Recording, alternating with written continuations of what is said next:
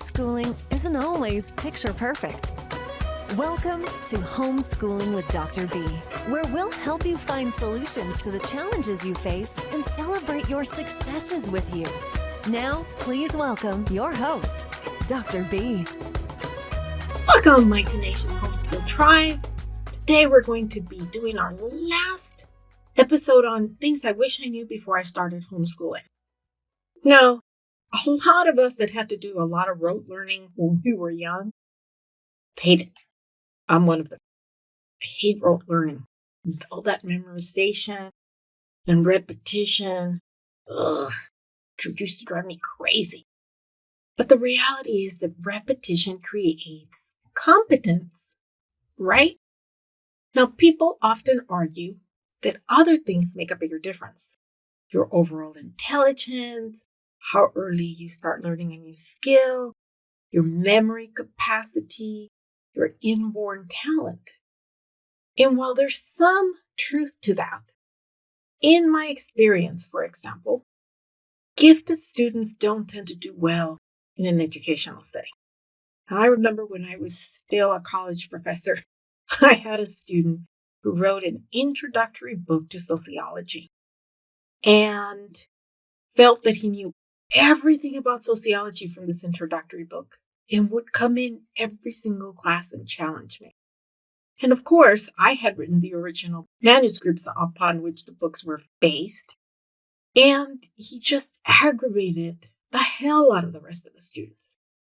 I also find that many gifted students think they already know it all. And since they already know it, they don't feel like they have to do the work. They certainly don't feel like they have to listen to somebody who is more experienced or knowledgeable or both than they are.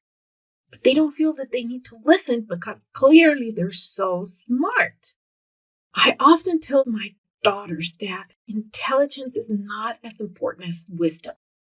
I tell them that wisdom is better because it includes not just intelligence, but also maturity, experience, and knowledge. Have you ever heard the quote, "Nothing in this world can take the place of persistence. Talent will not. Nothing is more common than unsuccessful men with talent. Genius will not. Unrewarded genius is almost a proverb. Education will not. The world is full of educated derelicts. Persistence and determination alone are omnipotent. The slogan, 'Press on,' has solved and always will solve the problems of the human race." That comes to us from Calvin Coolidge. Based on my definition of wisdom and my favorite quote, one of the things that I focus on as a homeschooling family is practice, practice, practice makes perfect. Understanding a new skill is important, but in order to retain the skill, we typically have to practice. So, practicing a new skill has a very important role in the learning process. While education should not be all about rote learning, there is no question that it helps our students, our homeschoolers, ability to quickly recall basic facts, multiplications. Think about how important it is to learn your multiplications. You can't move on to division without understanding multiplication, without memorizing your facts. So you need that foundational knowledge in order to springboard to the next scaffold. As I said, rote learning is the process of memorizing information based on repetition. Now, I have to tell you that, for example, when it comes to history, I never have my children memorize dates. I just don't find that significant. But they do understand where something happened in an overall historical timeline. And even while I don't have them memorize dates, I do have them practice. Practice new skills, memorize formulas, primarily for math, but sometimes also for science. And this does help them when it comes time to take a test because they're used to memorizing the basics, the foundational stuff, it's easy for them to see for example, an algebraic problem and come up with the formula because it's there. Now they can sit down and calmly do the problem. I can remember myself when I took the SAT. Very smart, tested gifted, but guess what? I didn't memorize those formulas. And when I went to take the SAT, I was freaking out. I knew that if I could just recall the formula, I could do the problem. But it was a beast. A lot of the times I couldn't remember the formulas. And the thing is that the more you practice, the odds are that you will be more successful at that particular skill. And that's one thing I just absolutely love about Saxon Math. It doesn't just focus on one skill per lesson. It forces your students, your homeschoolers, to practice all skills over and over so they become proficient and don't forget what they have learned, and at the same time connected to the new concepts that they're learning. I love that about Saxon Math. Now, the nice thing too about practicing make it perfect is that, as Aristotle said, it is frequent repetition that produces a natural tendency. You can replace old habits or bad habits with new and improved habits. For example, I tell my kids, you need to review your notes, review your homework before we start that subject for the day. I've never crammed in my life for a single test. My best friend and I were in sociology classes together, and I was always shocked, absolutely shocked, that she would cram all night before a test. She was so intelligent. Why was she cramming? All I ever did was every day before I got to class, or if I got to class early, I would review my notes. I didn't even review the reading material, which, yes, I had read the material. I had taken lecture notes, and I had incorporated my notes from the book to the lecture, but I never studied.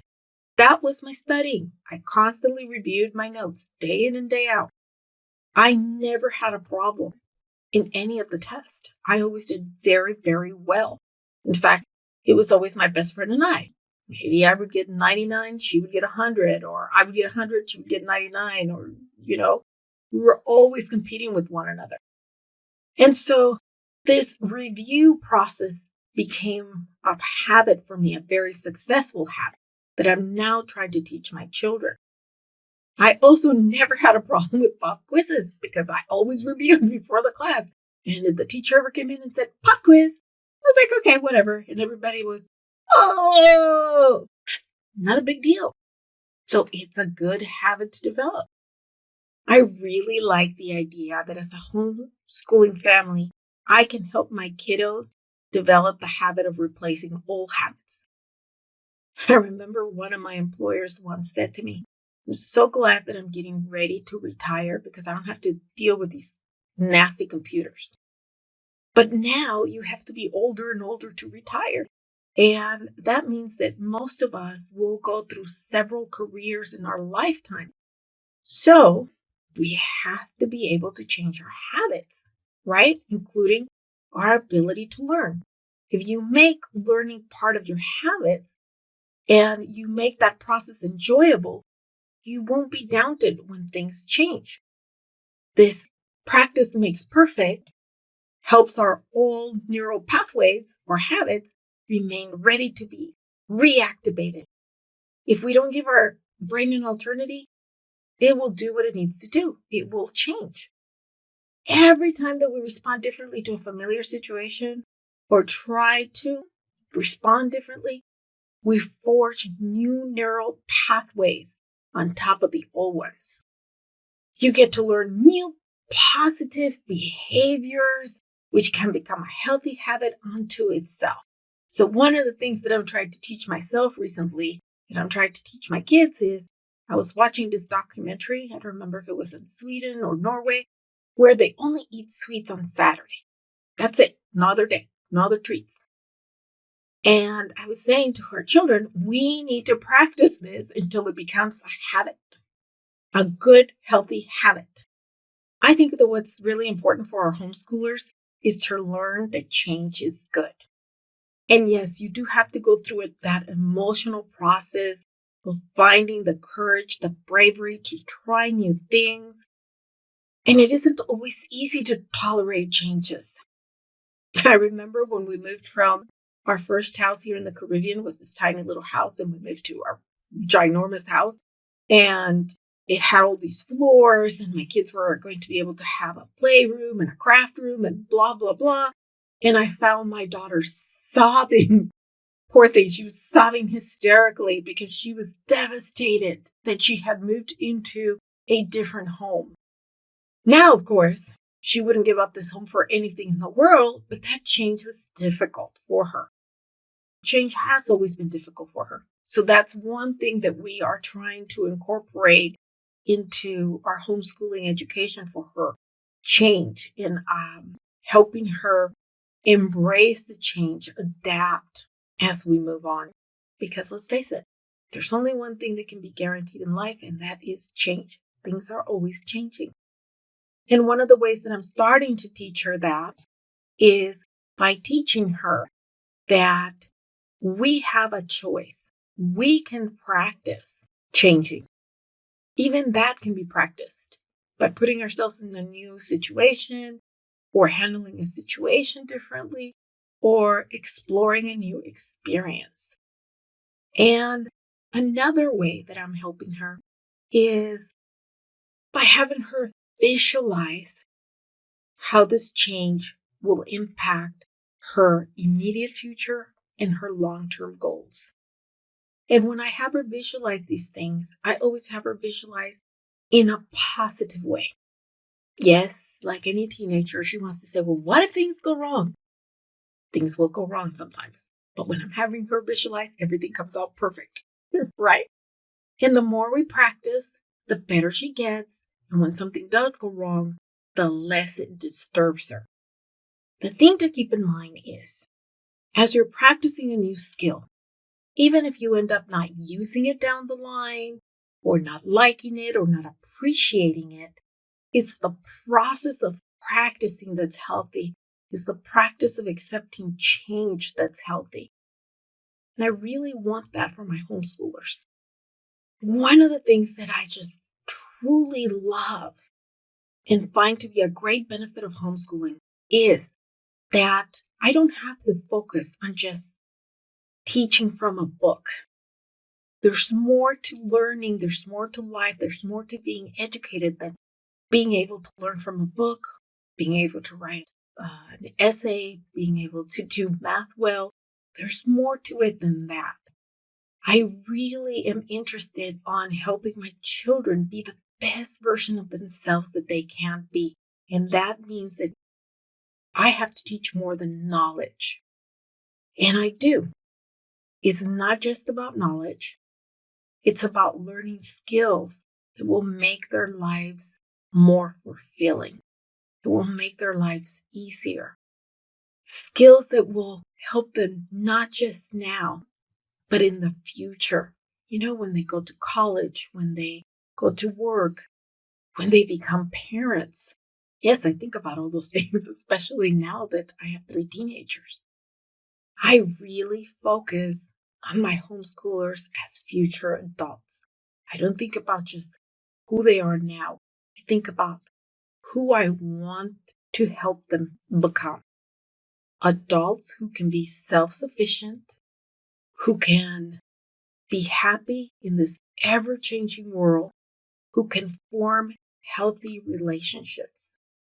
Now, remember that ultimately, you have to understand what your homeschooling family's goals are and incorporate any knowledge or advice in a way that benefits you, or choose not to use it at all. Ultimately, homeschooling is about individualizing the educational process for your family, for your kids, based on their goals, their needs, their desires, their ability. Now, let's finish by thanking our sponsor at hydrofeet.com. I love these insoles because they massage your feet with every step. Don't forget to use the code OMB 15 off for an additional 15% off at hydrafeed.com. You can also find them on Amazon, but I'm not sure the code will work there. Life can be overwhelming, but homeschooling doesn't have to be. Don't forget that we have a homeschooling support group on Facebook. Check us out by searching for Homeschooling with Dr. B. For more link and resources, please visit our website. Till next week, enjoy your kiddos. Thank you for joining us on this episode of Homeschooling with Dr. B. Head over to homeschoolingwithdrb.com for more information and resources. That's homeschoolingwithdrb.com. Until next time.